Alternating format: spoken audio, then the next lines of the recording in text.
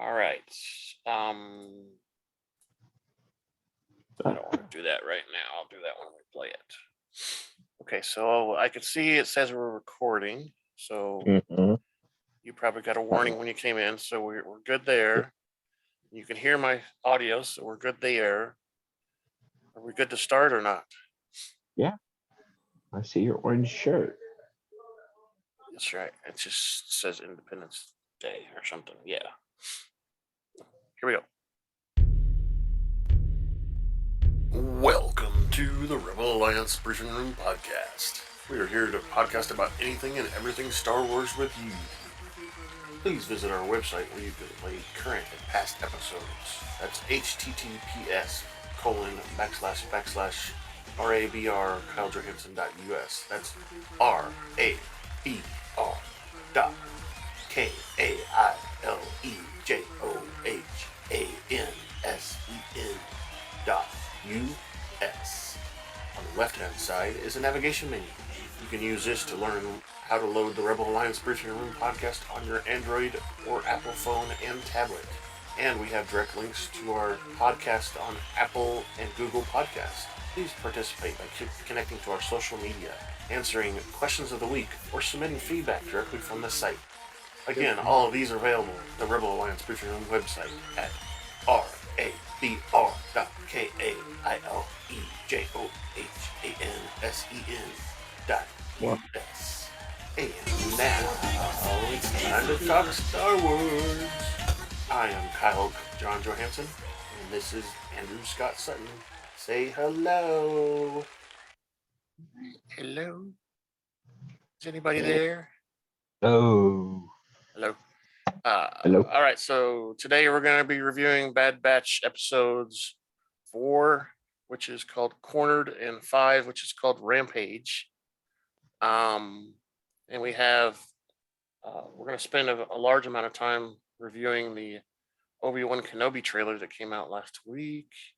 And we've got another news article too. And then, of course, we're going to go through the episodes scene by scene. Sound good? Sounds good. Mm-hmm. Yeah, so Definitely. let's get started here. It's time for the news. And hopefully on the YouTube stuff you can see my screen. This happens to be the article we're talking about. Really, the reason I'm sharing my screen is because of the trailer. So so the first one is in the Obi Wan Kenobi trailer. There was several scenes that showed Inquisitors, and this article is talking about the Inquisitors. It's from /film.com, and it's basically going through the different types that are there. So, were there 3 of them, or there's did that, or that one? I think there's at least 3. There might. I think I Put on saw a hat. 4. I think I saw 4. Yeah, there's one of the hats. So, the thing to know about the Inquisitors is they're commissioned by Darth Vader to find the whatever Jedis are left. And Jedi in exile turning. Let's see, so Which is all. This is all right before New Hope. Yes. Right. Exactly. So Obi Wan Kenobi takes place 9 years after what's the last one? Revenge of the Sith, I think, or is it? Yeah, I think that's the last one. And then, which is, there's a 15-year gap between Revenge of the Sith. I guess it's the Clone Wars, and then it's New Hope, right? So there's a 15-year gap there, and Obi Wan Kenobi takes place 9 years into that 15-year gap. So it's around that time, 9 or 10 years. So you were talking about there's an Inquisitor with a weird, dome-shaped hat. That's one that looks like a pirate hat. Yeah, kind of does, yeah. And I think that's Brother the Fifth, maybe. And then there's the Grand Inquisitor, and then we have the female one, which there's two female ones I think that we saw in the clip, and we'll look through the clip a little bit more. But this I guy thought I here saw is one. there's two. So there's the one that didn't have a helmet on the whole time. The girl I saw with the the black gal. yeah, her name's Reva. Yeah. It stands for something else longer, but she goes by Reva. And then there's another girl that has like I don't know, little skin nodules that come down that kind of look like they're you know, could be hair, but it's actually skin or something. And it's Oh, okay. you saw her sitting at the table when they were in the Inquisitors whatever that building is that we come up on in the trailer. That's in the ocean. What planet is that? The ocean planet with the. Yeah, Is that it's where? it's a Is that? it's a Is it's that a where Ray? no, it's Ray. it's a moon that's in the Mustafar system. So it's next to Okay. it's close to that planet where Darth Vader's little building is, or whatever that we see in some of the Okay. movies. It's got the lava So coming it's not out. where all the wreckage was, where Ray went out with the.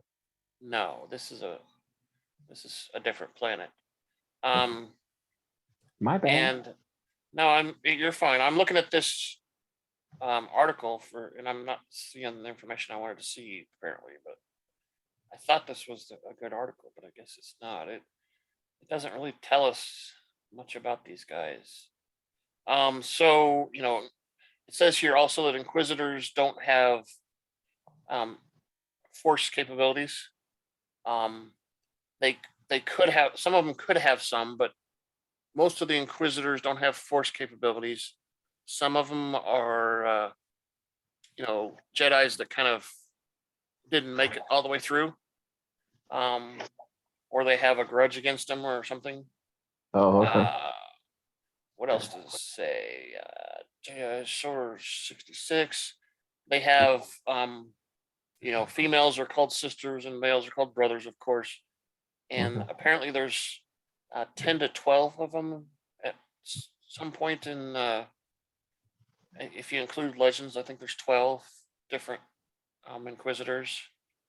And the thing to remember here is these Inquisitors are they're all there at the time of Obi Wan Kenobi. But if you remember in Rebels, the Inquisitors in there, and there might have been a few of them in Clone Wars too, but majority of those Inquisitors are dead before New Hope, because Rebels takes place before New Hope too. Yeah. And they kill most of the Inquisitors during that time period. Not necessarily our guys, but other people kill them too. I think we'll see Obi Wan Kenobi might kill one or two. Who knows? It says the Grand Inquisitor was the one that was killed by Kanan Jarrus, from Rebels. And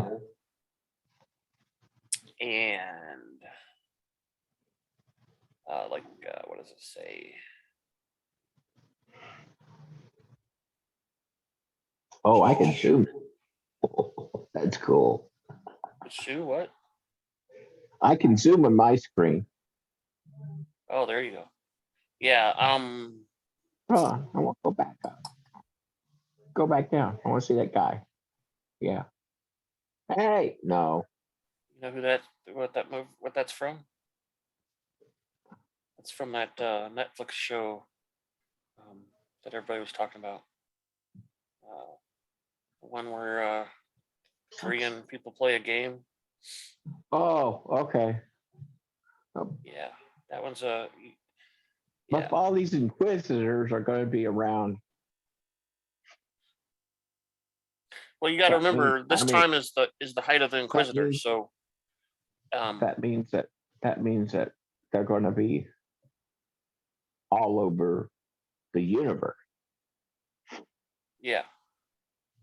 I mean, we'll see here in the trailer. you know, their headquarters is that building that's in the middle of the water. Yeah, And let's go ahead and play the trailer. Let me make that's a this cool large. ship. Yeah, so we start out here. This is obviously Tatooine, and we've got Obi Wan Kenobi walking there on his little animal he's dragging here. The fight is done. The fight is done. We lost.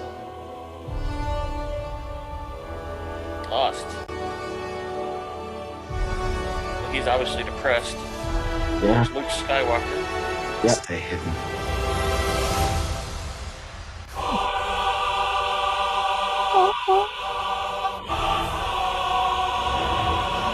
That's the Inquisitor ship. To hunting Jedi. That This building I was patience. talking about. It's the Grand Inquisitor. Jedi cannot help what Some they sort of are. transport. Yeah. Here's Their inside the building again. compassion. Hold on, I'm gonna go back. And I'm That's gonna one of pause them. that. That's the one We're I gonna was look at looking at. So we're looking at this picture here. There's 3 here, yes. So this one is the one I was telling you about that's got the little tentacle things or whatever, skin tentacles at the back. This is the Okay. guy with the helmet that you said was. Okay. And this is the girl here. This is the black girl right there. Where? So as you can see, so out of these 3, the Grand Inquisitor is not in this picture. See that? All right, there's a black girl. Yeah. Yeah, she's the one that's There's- standing up in the back. Now, Yeah. you can see a stormtrooper on one side of her and the other side of the door. Yeah. I'm So zooming in on all of them. yeah, so the that tentacles is interesting. yeah, so Their I don't recognize. compassion. so that was a scene where someone's hanging upside down there. Or not upside down, but someone's been hung, and everybody's like, "What's going on?" And that's Compassion leaves a our trail. Inquisitor, Owen Lars, Inquisitor again. The Jedi code is like an itch. Who's that? That was some admiral. Which let me see. I've got it in my notes here. Compassion. Owen, Riva, Edition. Where is it at? Most Isley, unknown woman in gray the one that was empirical In the regula. Mandalorian. No, I don't think so. It says The woman? it says unknown woman, so that means we've never Oh. seen her before. Okay. Let me continue playing. He cannot There's the help tentacle one. it. You see her? Yeah. There's the tentacles right there. You can see them on the Yeah. thing. Oh, okay, now I see him. Cannot help it. And that robot there is supposed to be a new kind of robot that we've never seen in this show either. Well, that one. I thought that was Yeah. that was like the big black droid. That was in Yeah, the Rogue one. One. Yeah, it's not quite.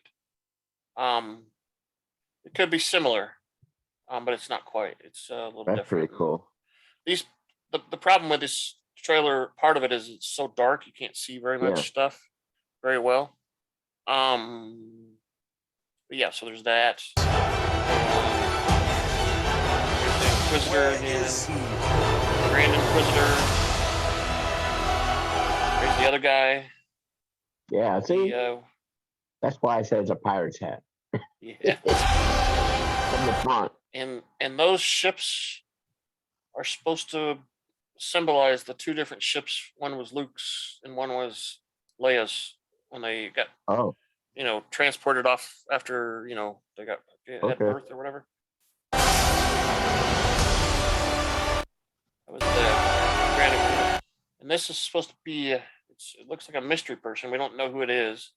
They've got a glove on and they're touching something on the wall. And I think that this is maybe Darth Vader, but I don't that's know. Darth Vader. That's Darth Vader. It could be. It looks like it, doesn't it? But look, wait, hold on. It I looks don't like know a what he's glove touching there. It looks like a glove reaching out to a glove. It looks like 2 hands. No, it's a shadow. It's a shadow. It's a shadow. Just a shadow. Okay. Yeah, it's just a shadow.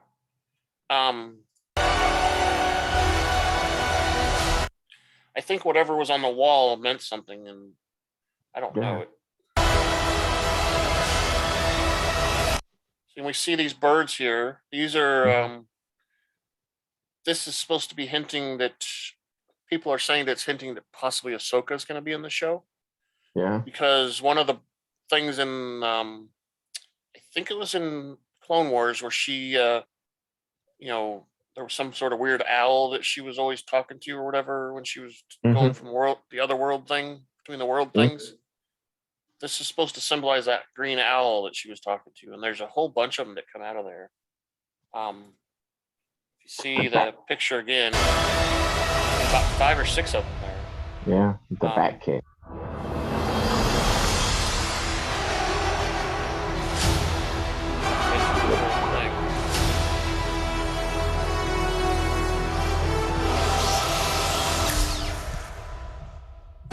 That's still cool.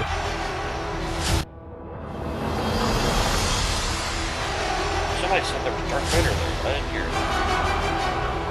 I want to go back.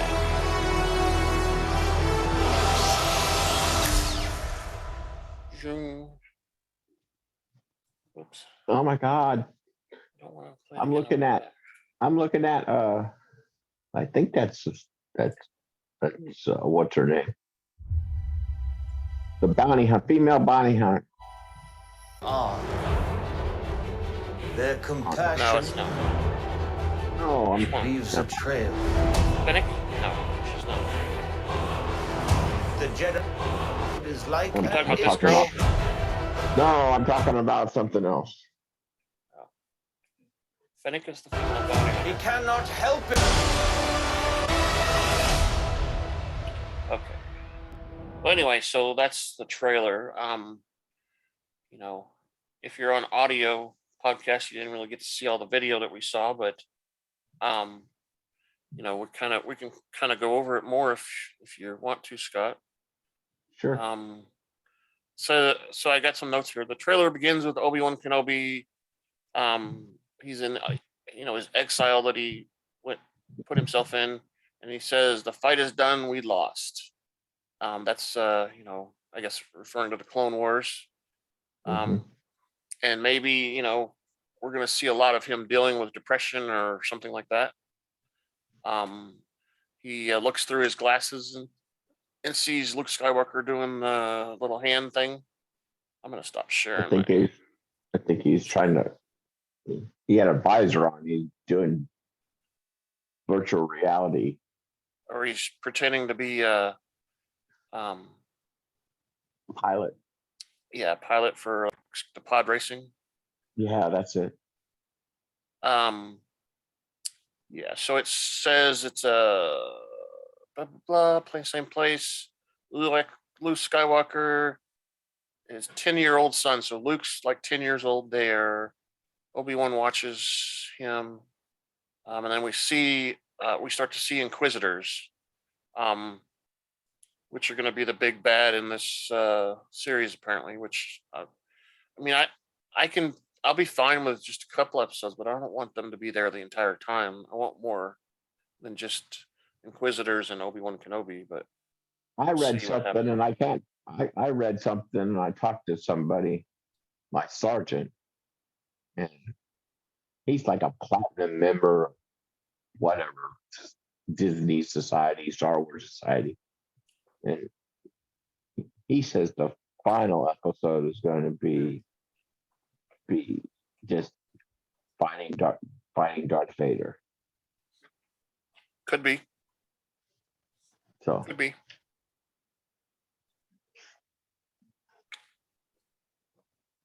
While we have the Inquisitors going across the screen and stuff, the Grand Inquisitor says the key to hunting Jedi is patience. sounds like Yoda. Yeah. Well, I mean, Jedi are good at hiding, so, and most of them are good hunters too.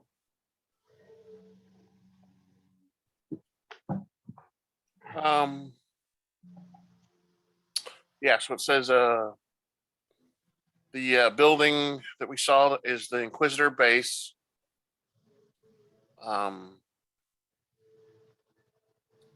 And then he says something about the Jedi can't help what they are. Compassion leaves a trail.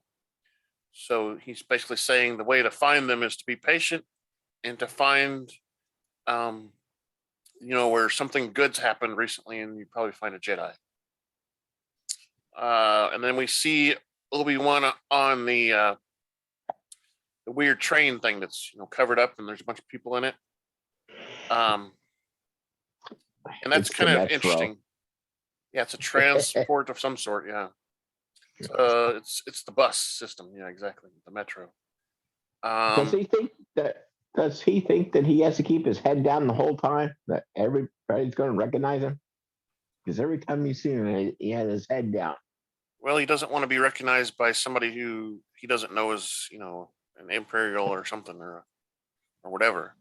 Has there ever been said a price on their heads? Well, I mean, that's kind of what Darth Vader did with the Inquisitors. They get paid. I think they get paid per Jedi that they get rid of. But have we ever seen that they're the most wanted board, like at the No. post office with these people's pictures?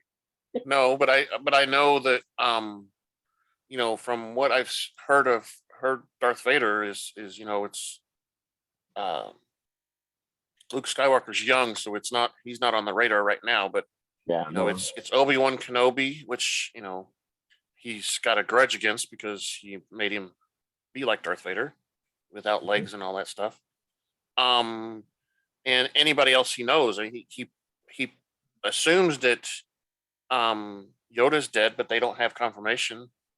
So I'm sure he's got a top list, like you said, but and I haven't read any of there's a lot of books around Darth Vader. Yeah. I haven't read very many of them. But the Inquisitors, he's kind of commissioned to do that work. The Emperor is Darth Vader is the enforcer for the Emperor, and he kind of has free reign to do what he wants. So, and they're in direct communication with Darth Vader. So, as we know from Rebels and stuff, because they would tell him something, and then he would appear, and because he was interested in getting whoever was there. Yeah. Like that one where he showed up with Ahsoka or whatever, and stuff. The Inquisitors can't jump rank and talk to the Emperor. I think I've seen some of them talk to the Emperor too. But I think their direct contact usually is Darth Vader. Okay. Because it does say in a lot of the stuff I read that Darth Vader is in charge of the Inquisitors. Blah, blah, blah. Where is it? I saw it in here too. Well, Vader. Okay.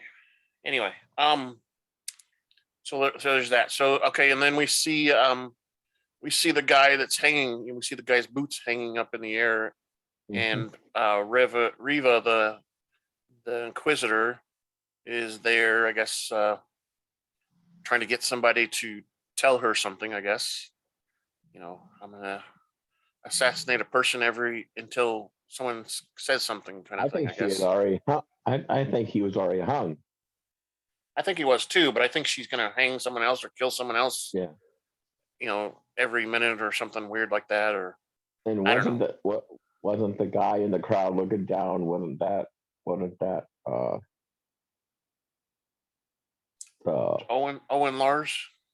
Yeah, the That's the uncle of that's keeping Luke Skywalker. Yes, that was him. That was him, and him and his wife, I think is I forget her name now. Rue, maybe? I don't know. Yeah. They're in here. Supposed to be several scenes that they're in. That we see them because even though Obi Wan Kenobi doesn't really, interact with Luke very much, he does with Owen a little enough, because because they know his job is to kind of protect Luke, Yeah. and that's why he's there. Yeah. So Owen's there, and then we see. Okay, here it is. So this planet that the Inquisitors are on, with that building or whatever, is called Daiyu, Daiyu. It says it's a new planet, meaning, like I said, we haven't probably seen it before, except maybe in books. We see that one Inquisitor with the pirate's hat in a, like a shopping area that's got a lot of neon signs, which you really don't see a lot of that kind of stuff in Star Wars, neon signs and kind of thing. What was that? V7 or V71 or something like that? Yeah, I don't know what that is, and you also got to think that they've got that different language they write stuff in. Yeah. Like what I'm we just saw waiting. in Boba Fett. I'm They just had waiting on the for buildings. Coca-Cola or McDonald's or something like that to show up. That'd be funny. It probably they might. There was somebody. So a lot of that stuff was written in that Star Wars language that's got the weird shapes and stuff. Remember in Boba Fett where the building had the scrollings on it? That was in a specific language. And I saw a guy who had translated some of those signs, and one of them was like said French fries, and one of them said something like fruits or something like that. Yeah. So it's kind of shops and stuff like that. Yeah, so Dayu is the planet. Then we see Reva again on the rooftop searching for someone. We see the guy in the streets, and then we see Obi Wan Kenobi in the shadows on top of a roof. Getting looks like he's up against something, getting shot at. Mhm. We see the big black ship, like you said. That's the Inquisitor's ship landing on Tatooine. Unknown woman in an Imperial regalia strides through the stretch of shrubby desert. And then we see close to the end of the trailer, Rivia threatens the guy with her red lightsaber in the kind of a crowd. Mm-hmm. And then again, the gloved couldn't hand is tell right after which that. one. Yeah, I couldn't tell which one of them had a double. I know one of them have a double. Yeah, I think it's the Grand Inquisitor. You remember you saw the Grand Inquisitor spinning his lightsaber in that one scene? That's the double one. Okay. A couple of them have it because I think we saw in Rebels they used it a lot as a helicopter kind of thing. Yeah. Remember that? Yeah, that's right. Let's see, and then we see the gloved hand, and it says brushes a strange symbol on the wall. And then we see Reva again in an alleyway with somebody. And this is on that planet, that Inquisitor's planet, I guess. Daiyu. And then they talk about the green birds after the explosion.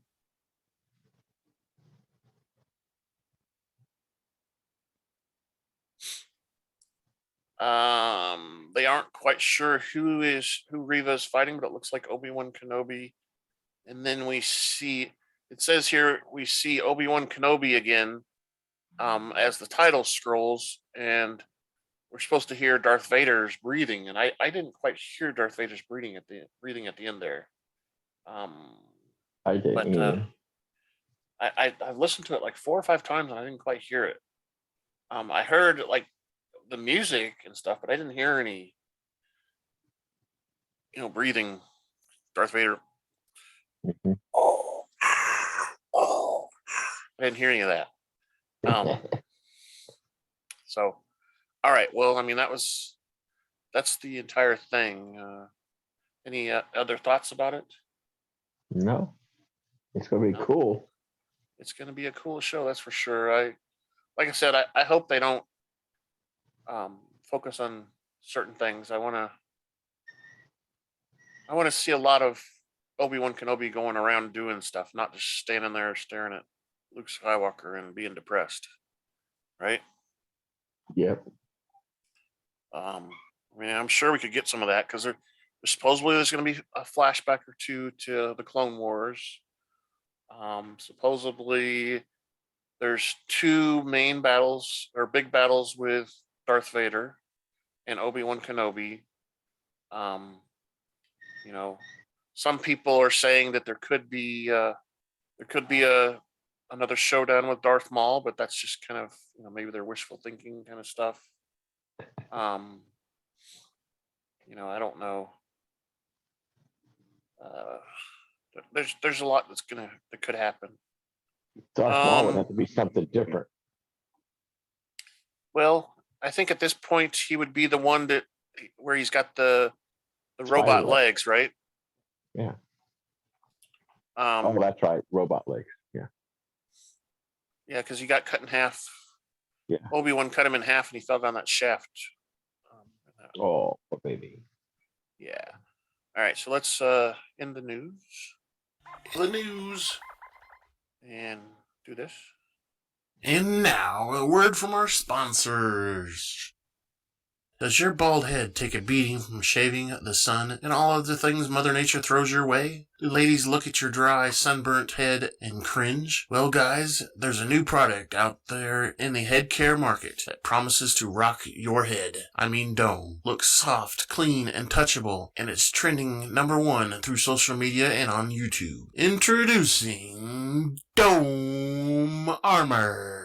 It conditions with moisturizers like coconut oil and shea butter, protects with sunscreen up to SPF 45, and enhances your already sexy dome into an irresistible hands-on experience. Keep your dome safe and protected. Get Dome Armor, now available in fresh bacon scent. Sure to get the ladies to come running in fine stores like Walmart and Lowe's. Oh, and for those still struggling with minor hair loss, try Grow Gain. This product will refresh, revitalize, and regrow hair on your dome.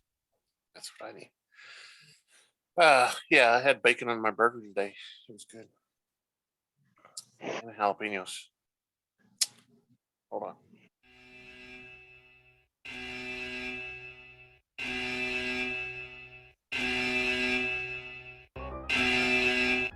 Spoiler alert. Danger. You're about to be spoiled. This is your spoiler alert. We're about to talk candidly and explicitly about some TV shows or movies. If you have not watched them, please fast forward to the appropriate section. You will not be warned again because you will be spoiled.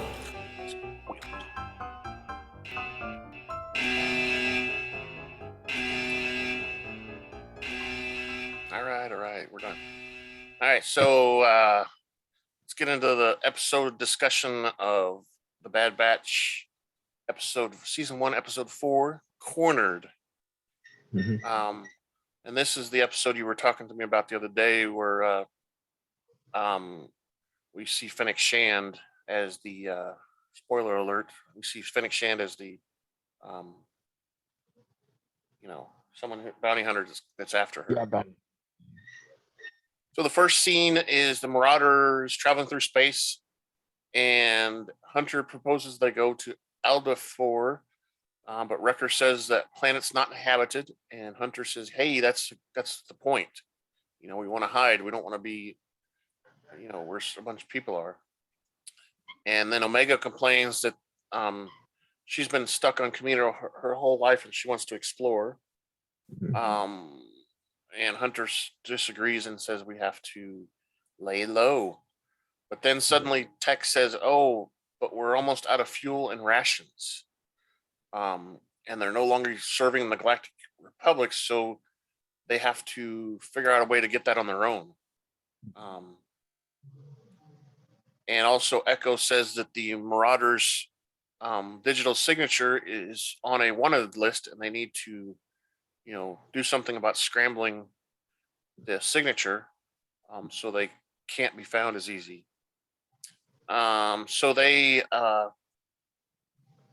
they say they needed land soon, so they can adjust the signature so they can scramble it. And the nearest world is Pantora. Hunter agrees, and the adult clones exit the ship. Omega stares at the map and marvels about visiting there. So they reach the planet, go through the clouds, and they land in a hangar docking area. And Wrecker grumbles about being hungry. Of course, Wrecker's always hungry. And Tech reminds them their priority is the ship's signature. And they're greeted by the guy who's in charge of the hangar, Sultan is what his name is. Yeah. Asks if they're there for repairs, and they need a minor calibration and some fuel. The Sultan wants to scan the ship in, and that's when Wrecker says, "Is that really what you want to do?"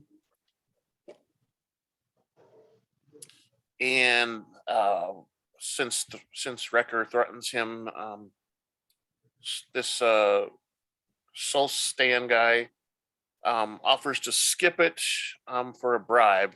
Like you said, with the give me some money.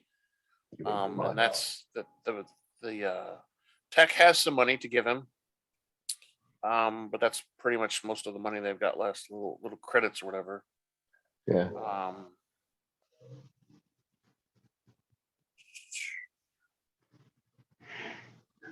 And he goes into his office almost immediately when the guys leave to go out, and identifies himself as RASPER-6 and is contacting a bounty hunter in an Omicron class shuttle. And she is a female bounty hunter, opens up a hologram of Omega and tells RASPER-6 to send her the coordinates and not let the clones leave. Yep. So, okay, so we're back at the station, the docking landing station. And Gonki carries tools and Wrecker unloads explosives. Gonki. Wrecker is unhappy about selling all of their weapons.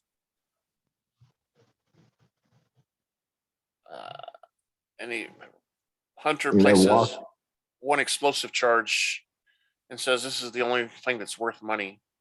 Yeah. And he asks Wrecker to stay back and help with repairs. This is when Wrecker claims they're going on a supply run. Echo is coming with. Wrecker stays back, and he sets up Echo with a disguise as a cyborg, and he's got those goggles on like what's his name? Tech has. Yeah. He flips it down like a mask. Exactly, almost like a welding mask or something. Yeah. Yeah. And they're you can walking see through the streets and stormtroopers. Yeah, so they kind of duck a little bit. Troopers watching. Omega is excited. Yeah. Everyone's celebrating the end of the Clone Wars. He's mystified. He's like, wow. We see another one of those hologram things that's Admiral Rampart talking about exchanging money for chain codes and such, and no cost to like we saw in Suklamai. Hunter thinks they should be faster because there's a lot of Imperials around. Things are changing fast, he says. Yeah, and the war being over is a good thing, but Echo says it depends on what side you're on when that happens, which they don't appear to be on the right side, I guess. And They show up they're at that vendor. Yeah. And she's looking at that doll. That vendor's pretty funny looking. That comes up here in just a second. We see Wrecker and Tech working on a ship for a brief second, and then it switches to Omega at the vendor. Wrecker and Tech, he begins pulling a lot of the big parts out of the ship, and then it jumps to Omega. Yeah. Hunter tries to sell the explosive to the vendor, and the vendor says no. Whatever she breaks, she gets to keep. She has to pay for. And he offers to sell Echo to the merchant for 2,000 credits. No, it was 3,000. He wanted 4,000. They settled on 3,000. Yeah, he says I'm worth more than that. I'm worth at least 4,000. And like you said, they negotiate down. Echo complies. Omega takes interest in several, like you said, Vora packs in a box. She pats one, which snatches her doll. The Vora packs must be those little doggy looking things or whatever. Yeah. With that horn guy. Yeah. The horn guy was pulling the thing with the goat guy. Yeah, exactly. I just noticed that. It's funny. Yeah. They got some weird looking people. Little goat looking guy. There's and Omega runs to chase after the cart with the doll, and like you said, we see Fennec watching her. Are you lost? Lost, little girl? I know. I jumped ahead. Sue me. No, you're fine. Okay, so the droid, they're leaving, and Hunter realizes Omega's gone. Omega's still running after the craft, and she bumps into a got, which tells her to be careful. And then this is like you said, this is where she meets Fennec and asks if if Omega's okay. And she offers to help find her friends. And she puts her armor under and they start to walk off. And the guy at the shop sets up Echo to be the supervisor droid. And we meet a female version of C-3PO. Was that a female version? Yeah, it's a female version of Protocol droid. It's actually got the designation of CG-67. Female Protocol droid. Every time I see one of those, I just think CP3O. Yeah, I mean they look exactly the same, except that one was C-3PO was kind of brassy color, right? Well, this one was shiny, wasn't it? Yeah. When you got a skin. Yeah. And then there's a couple other droids. The other droids want to report to Echo, probably because the protocol droid is mean.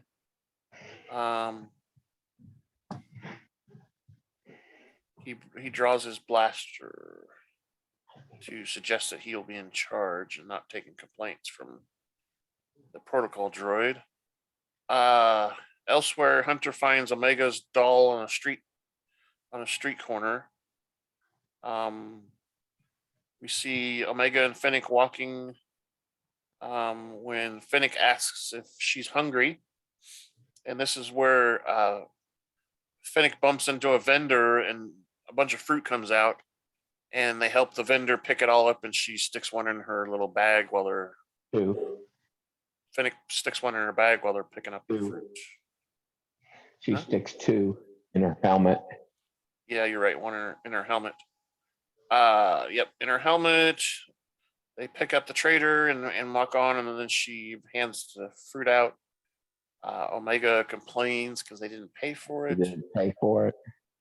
and Shan says it's okay sometimes to break the rules. Yeah.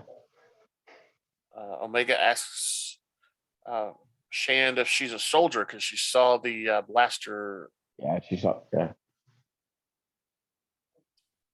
and Omega says that that's why she and her friends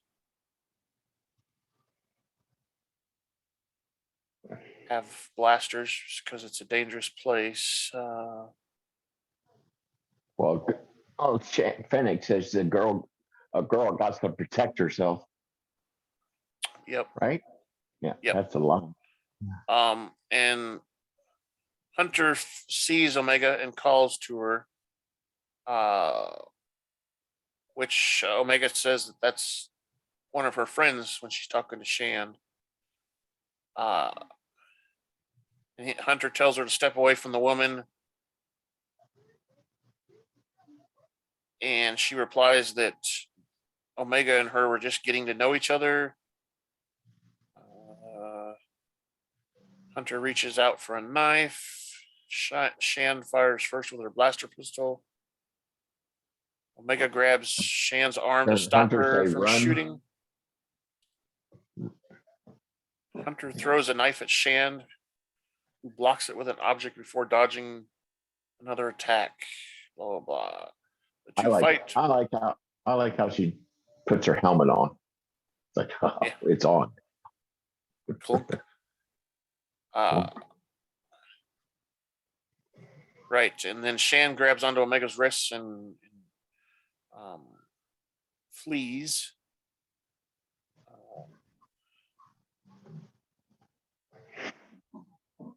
And I guess bumps into Hunter and knocks him out, it looks like. And security guards arrive, prompting Shand to retrieve her pistol and flee. And then we go back to the ship where they're doing repairs, and Wrecker finds the signature key,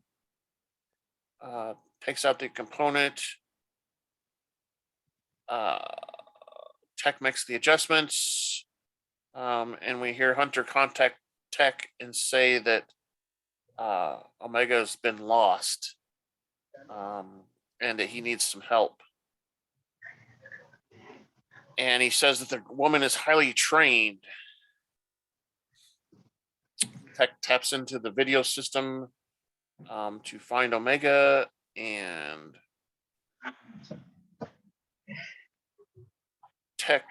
Hunter tells Tech to get the ship ready, because once they get Omega, they're going to need to get out real quick. And we see Tech complain that he needs some help putting all the parts back in because they got the ship all tore apart.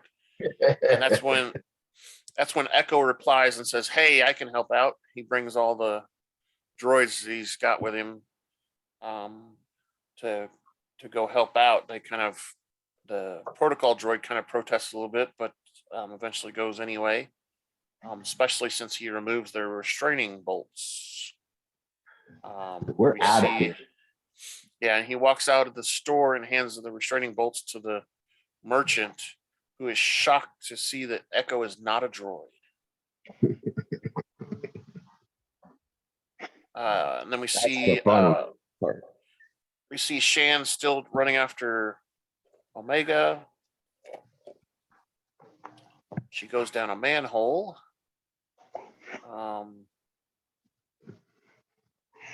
Yeah, so same on the manholes that you saw that remind me of Mandalorian. Yep, there's those, and then we saw a lot of them use manholes quite a bit in the Rebels too, I think. Going down below and whatever. That's when Wrecker Tech spots her on the video cameras, and that's when Wrecker goes after her. And we see Wrecker and her meet up in one of the tunnels that she's in. And Shand comes up upon them, and Wrecker tells Omega to climb up the ladder, which she does while Wrecker attempts to fend off Finnick, and that doesn't go very well. No. She eventually knocks him out, causing him to hit getting a lot of head injuries. Yeah, yeah, he is. And like I said, it knocks him out.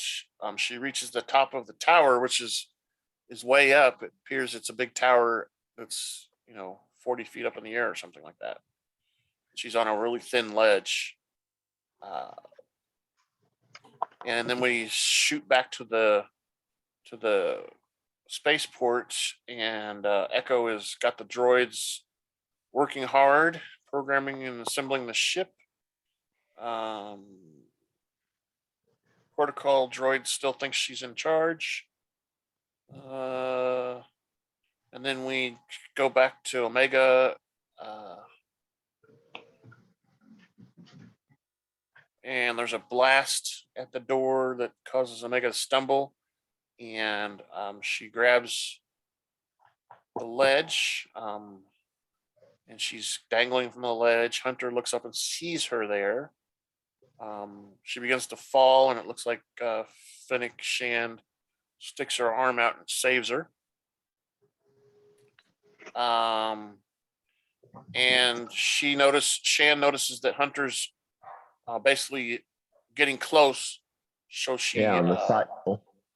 She tells exactly, and she tells she sees a ship going by that's got a bunch of cargo on it. She tells Omega to tuck and roll, and that's throws her towards that ship, and then jumps down herself. Wrecker finally wakes up and Tech updates him.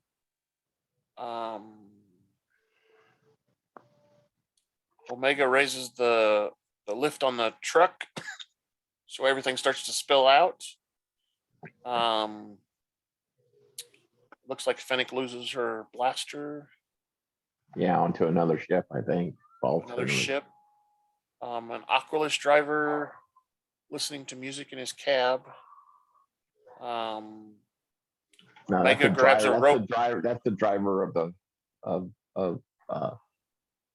where Omega releases the payload. He's not paying attention because he's listening to all the music. Exactly. That's exactly right. And then we see, because there's stuff falling off, we see some security guards also start to follow on a speeder bike. Shan jumps on. Shan jumps on that driver's speeder and throws him out. Oh, she had to because the crap was falling out of the cargo. Exactly. And Hunter flies over to the hovercraft and reaches out to Omega. However, Shand bumps him with the hovercraft. Security guards and the bikes, she shoots at him. Hunter almost hits another car. Shand speeds off. Let's see.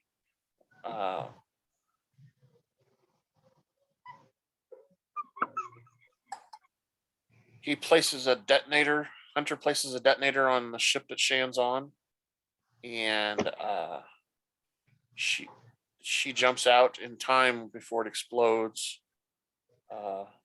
which gives Hunter some time to take Omega away from her.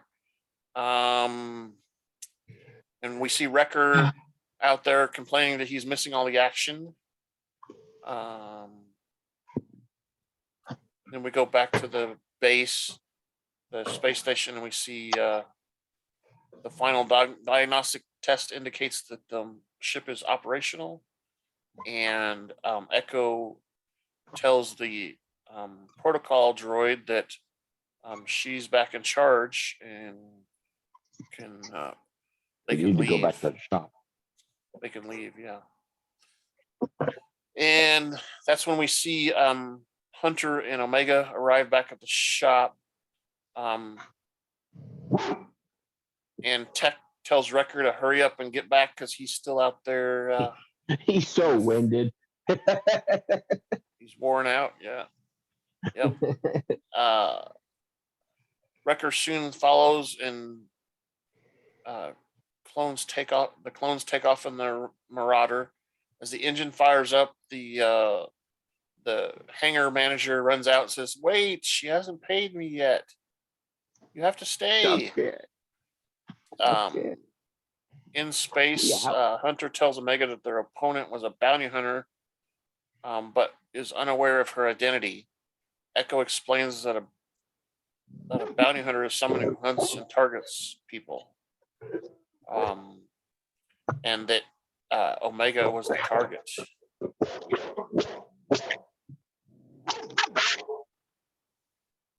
Hunter says they need to find out who this bounty hunter is.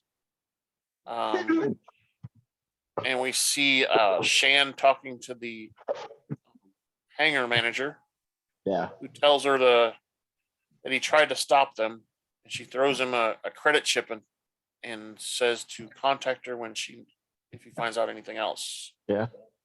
Walks away and removes her helmet. She speaks on her comm link and says the target got away. So we need to, who is she talking to? We don't know. Boba Fett. Not Boba Fett. Oh my god. Yeah, we don't know really who she's talking to. Whoever I think it's Empire, the Camino ones. It's the darn it. The The Emperor? sluggy guy. Oh. Jabba?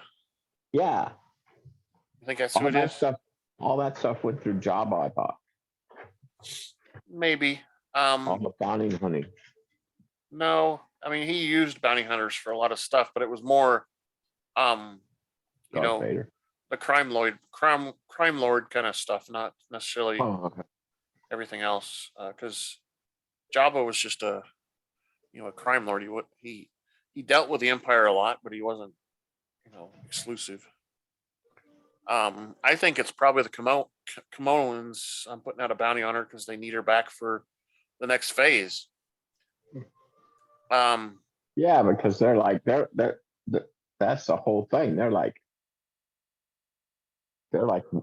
at wits end because they don't know what the new empire is going to do, or exactly, because they can just enslave humans or enlist humans and make them into stormtroopers. Basically brainwash them into being stormtroopers, which is what we see in the final trilogy. That's what Finn is when he took his helmet off. Yeah, when that happened the first time I saw that, didn't we see that together? Yep. That was like, what? They could do that? What? Take their helmet off. They're humans. Yeah. They're not supposed to. Yeah, they're not supposed to though. Remember, he got reprimanded for taking his helmet off. Yeah. All right, so that was the entire episode. I'm gonna do this real quick. We are proud to welcome our latest sponsor, Juan's Cantina, where every first week of the month on the standard galactic calendar, we celebrate what the ancients call Cinco de Mayo. Come join us at Juan's for food, mariachi music, and 34 flavors of margaritas. That's Juan's Cantina right next to the Hangar 94 of Mos Eisley Spaceport. On day 2 of the week is Taco Tuesday. All tacos are half a credit each, enjoyed with our house margaritas. Juan's Cantina also serves the galactically famous Dos Camarones Azul Cerveza, imported directly from Kessel. Thank you again for our latest sponsor, Juan's Cantina. What? 2 shrimp. That's what that means. 2 shrimp. Okay. I didn't know. Dos Camarones. Camarones is shrimp. Not like I took Spanish. I know. I'm just telling you. Azul is blue, so it's 2 blue shrimp. Ah. 2 blue shrimp. Dos Camarones Azul. Mm-hmm. Anyway, it's pretty good too. It's a blue beer. Yeah. So the next episode. Yeah, Rampage. Yeah, which is season 1, episode 5, Rampage. Interesting. And Tech gives Crosshair's former comlink to Omega and tells her it's not a toy. It's mostly so they can communicate, especially when she gets lost, like she did with Finnick. She can communicate with him. And Omega asks where they're going, and they say to Ord Mantle. Since there was a plan to stay low, Hunter explains they need to find out why the bounty hunter is after her. And Echo has an informant named Sid who might be able to help. Wrecker asks if they can trust Sid, prompting Echo to reply that Jedi trusted Sid. What were you gonna say? No. But I have a curiosity about this episode of where they end up. Sid. Yep. The voice is the voice of Sid who actually Sarah from Mandalorian that runs that hangar. No. It sounds like her. Maybe a little bit. Well, excuse me. I don't know for sure, but I don't think it's her. Let me see here. I think I can actually look it up. Excuse me. Let's see. Credits, appearances. Let's see. Characters. What? Cast. Why is it not showing me anything?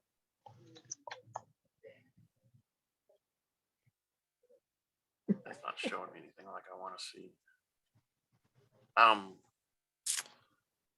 can look it up and we can find out about it later. I can't seem to find it right now. It's not letting me see the characters and stuff who are in the show. Like it usually does. Yeah. Probably because it's older or something. But I know that it's was my voiced by only query. Who? That was my only it just kind of Yeah. It's a familiar voice, but we don't, in animation you find out that a lot of people are the same person that's voicing it. It's just they changed their voice a little bit, stuff. So it could be the same person. I don't know. I don't know that information right now. So, all right. So back to, they give her the comm link and they say they're going to see Sid, and they tell Omega that's not a toy, and she keeps playing with it like a toy and keeps saying, "I'm sorry, I know it's not a toy." And she's just having fun playing with the comm link. Hello. Are you there? Hello. Yeah, she's at the back of the ship. So they land their ship at an underground hangar on Ord Mantle. They travel through the streets. And Omega, they're quizzing Omega on the lessons they taught her about not trusting people and when to use the comm link, and they go down an alley to a subterranean cantina, which is frequented by a few aliens. Echo mentions that he's never met Sid in person, but he's heard of Sid, but he doesn't know what she looks like. And Omega goes, "You're Sid." Yeah. Omega finds who she is, but they're going around asking all the people there. Hunter goes to a Transdojian. "Are you Sid?" "You're Sid." And then Hunter talks to an Ithorian and a wee way. And that's when, like you said, they all go around talking to different people, and Omega says, "Hey, you're Sid, aren't you?" And she goes, You seem to be a lot brighter than those people. Yeah, they're a lot brighter, a lot sharper than your friends. Yeah. That's it.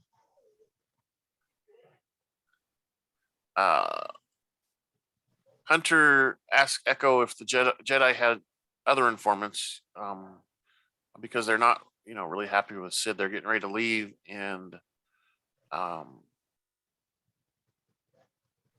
Wrecker complains that they came here for nothing, and they start to realize that the bartender is Sid. That Omega knows what she's talking about. And they go back in a back room, and she tells that the Jedi were valued her for insight, and the demand for her services has dropped since the Empire has come. She remarks that she's never met a clone deserter before. Let's see. Text says they've separated due to fundamental differences in ideology. The big word. You need to stop using big words. It's Saturday. Exactly. Echo puts his thing in his little arm in Sid's terminal.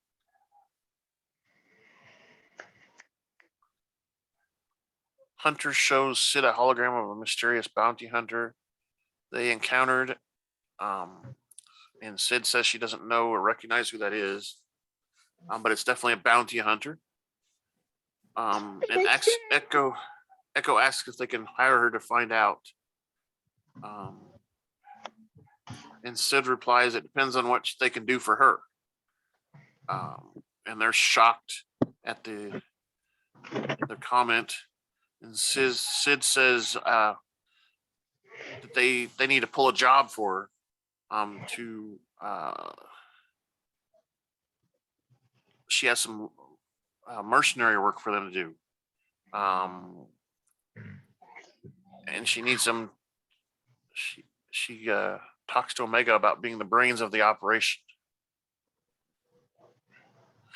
She wants them to retrieve a kid named Muchi. A kid. And they say Muchi is taken by the Zygerian slavers on Ord Mantle, and they're on the other side of the planet. Sid tells him it's going to be a 70-30 split on the bounty. It's not very fair. No, it's not. She says, take it or leave it.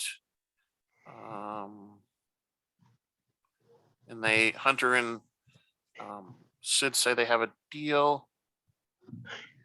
Hunter gives her a intel stick, or she gives Hunter a intel stick saying it's got all the details on where they need to go.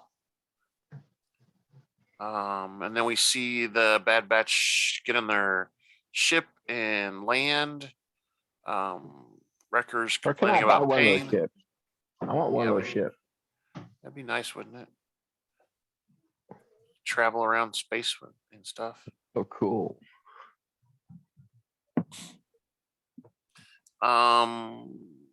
They approach and land, and Tex says the Zygerian slave traders are hiding in the ruins of an old Ord Mantle city.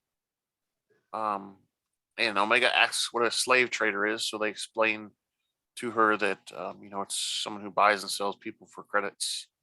And she goes, "You can buy and sell people?" Exactly. She does. She's surprised because she's never heard of that. There's lessons in these cartoons. There's lessons, yeah. There's lessons in every single one. What are you talking about? Tech adds that they stand to earn a lot of credits to do this job, and Omega vows to rescue Muchi.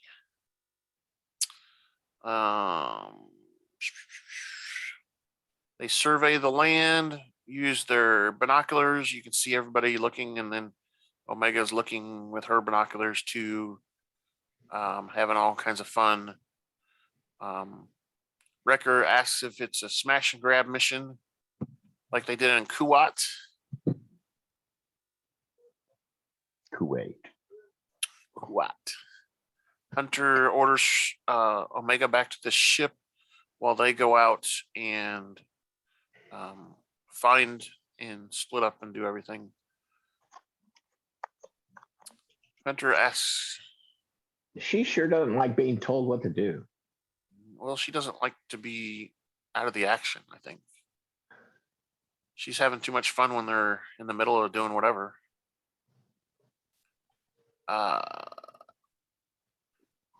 Hunter tells Echo to go up high and Wrecker to draw out the forces. Hunter and Tech are going to grab the kid while they both cause a distraction. Yeah. Echo senses some movement and he's attacked by a large serpentine Brizak, some sort of weird animal. And the clones are soon captured by an electric net by the Zygerians. And we flash back to Sid's bar, and Bib Fortuna's there and asks about why there's a delay on getting Muchi. Says that his master's becoming impatient. So that is for Jabba. Yeah, Jabba. Yeah. She tells Fortuna to reassure his employer that he will be reunited with Muchi soon. And Fortuna issues some threats and hut teas, prompting Sid to say there's no needs for threats. To she has her best people on it. And we see, we go back to the Marauder where Omega and Gonki the droid are. She's making some stuff on alterations on her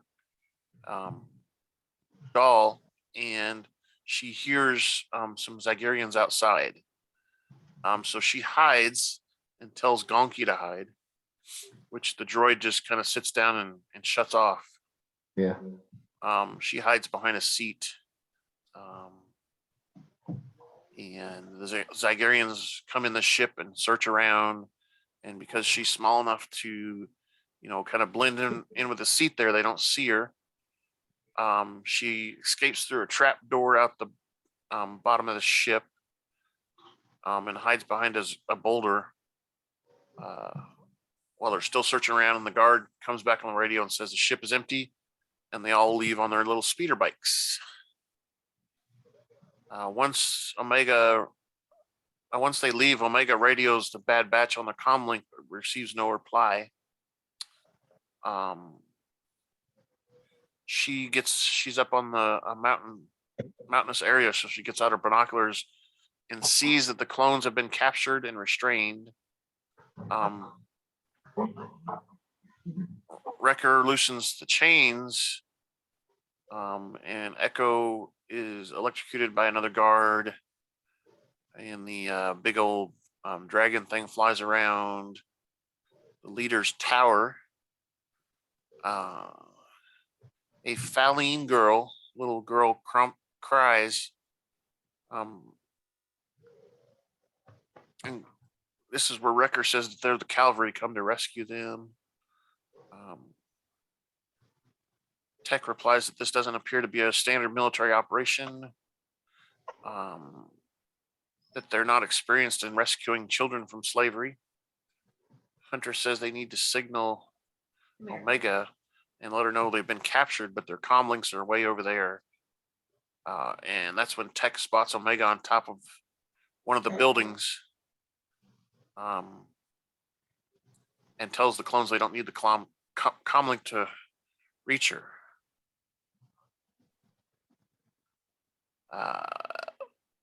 Zygerian slave leader inspects the captured clones, hoping to sell the 4 strong prisoners for a good price. And Echo protests because the Galactic Republic outlawed slavery. And that's when they again say that, the Republic doesn't exist anymore. Yeah. Omega scuttles across some cables. And Echo is able to get over to their weapons.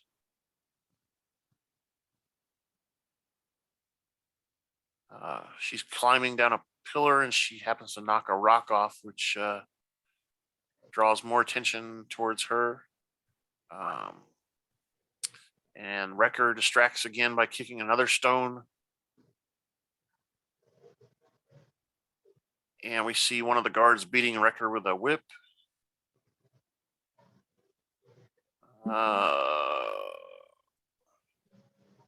He talks about feeding Wrecker to the flying dragon thing.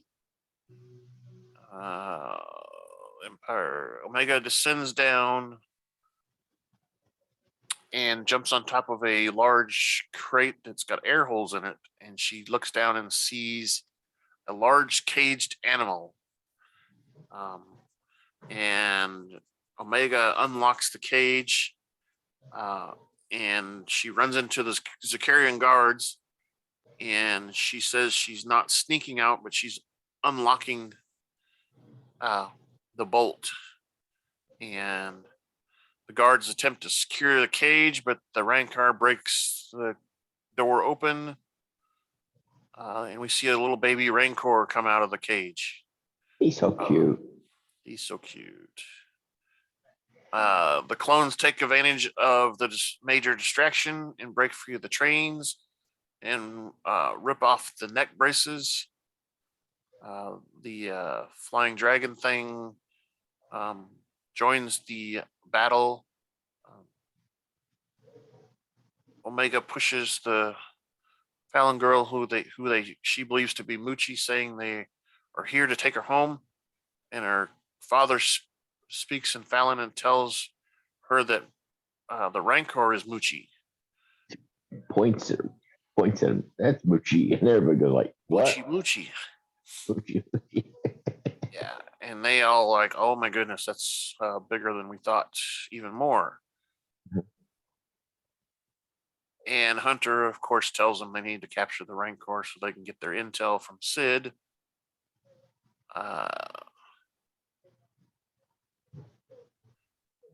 Echo says that he and Omega are going to get the other slaves to safety while the other clones find Muchi.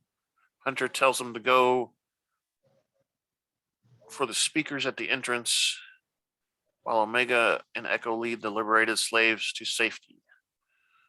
Hunter go and then find the clone who is fighting several Zagarian guards.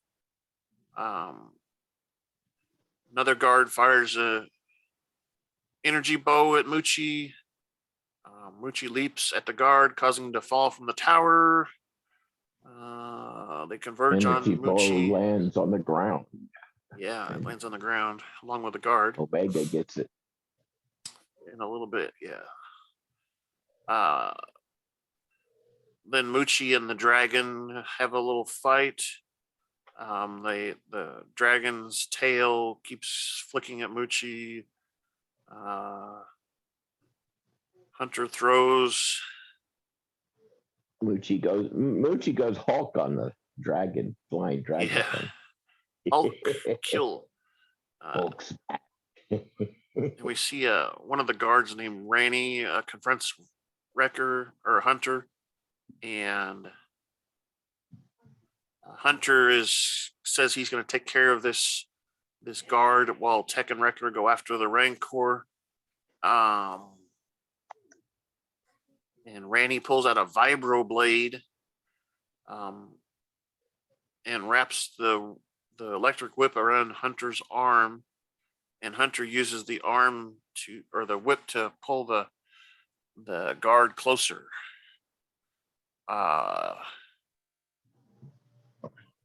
Echo and Omega take shelter behind rocks from the guards, and they make it to the speeder. Echo retrieves the Zakarian energy bow, like you said. And meanwhile, Muchi is still causing havoc, breaking things and beating up people. Our guys are kind of watching Wrecker and Tech. Wrecker asks how he's supposed to stop the thing, and Tech says that rancors adhere to a social hierarchy, and you have to challenge it for Alpha's authority. Muchi and Wrecker begin to fight. It looks like for quite a long time, right? Yeah. Back and forth. They start getting tired. They're built for each other. Hunter finds a couple bikes, speeder bikes, and Echo and Omega return to the rest of the group. They watch Wrecker and Muchi fight for a while. Like you said, they're both getting tired, falling down. Muchi finally drops in exhaustion and falls asleep, while Wrecker pats Muchi on the head. And Omega talks about how cute Muchi is up close. He just want to take her home. Yeah, she just wants to take her home. So later, we see Bib Fortuna again at Sid's with two Gromarian guards. You know, the two that we probably saw fall off the cliff in Boba Fett. Sid remarks that she is the presence of Jabba's right-hand man, which is Bib Fortuna. Fortuna says Jabba demands an answer about Muchi, and she tells Bib to relax because she always keeps her promises. And Fortuna warns her of the consequences of failure of this mission. But then we hear Muchi roaring in the background.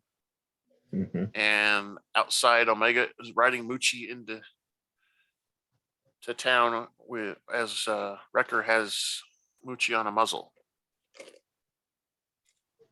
And we see Bib Fortuna rush out to Muchi, and they get all cuddly and blah blah blah. And they say goodbye to Muchi. Everybody's sad that Muchi's leaving and whatever. And that's when Sid and Hunter slip into her office, and Sid tells Hunter about the bounty hunter Fennec Shand, explains she's new. She has already proven herself to be ruthless and cunning. And when Hunter asks who hired her, Sid says she is working on a direct commission, and she doesn't know exactly who. Then Sid warns Hunter that he will need friends and money to find out more. Hunter admits they are not swimming in money, and she gives Hunter their cut of the credits. And she asks if they're looking for more work, and Hunter says they'll think about it. And this is where we get the quote from Sid, where she says that a hunter of Shan's caliber will take a lot of time to get rid of. And Hunter frowns, but Sid says she is good with secrets, and that's when the show ends. Yep. So I mistakenly made two questions of the week out of the same episode. My first question of the week was, will Sid keep the Bad Batches and Omega's secret? That they're on the run, and she knows who Omega is and all that stuff. Do you think she'll keep the secret? Yeah. I think she does throughout the series. I can't remember. We see her talking to some people at some point during the series and kind of question that, but I think she still keeps her secret. And my other question of the week was, is Muchi the rancor we see in the Return of the Jedi in the big pit that Luke Skywalker falls into. Had to be. You think so? Yeah. So we get to see the cute baby Rancor, and then it gets killed in Return of the Jedi. Is that what you're saying? Yeah. Yeah. Don't you think? No, I don't think so. I don't know, Oh. because that one guard cries out about it. When it gets killed, when its head gets crushed by the door. Mhm. The one guard cries about it, and I can't remember what he says. It could be Muchi. I raised him for my baby. That's what he said. Yeah. And it could be Muchi. I don't know. Because he does say the name of it, but I can't remember what he says. I have to go watch that scene or whatever, but I can't remember what he says.